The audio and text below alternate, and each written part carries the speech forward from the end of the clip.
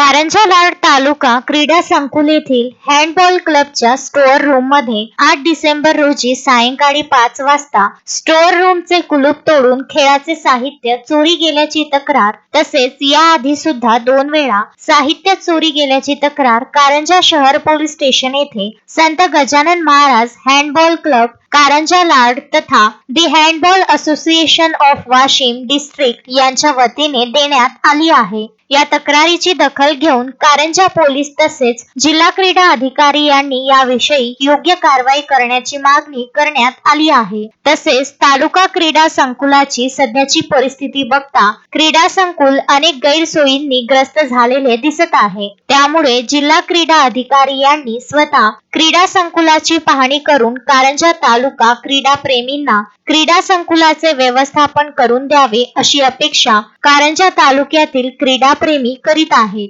Akshay Lotay, Vidarbha news, Karanja Lad.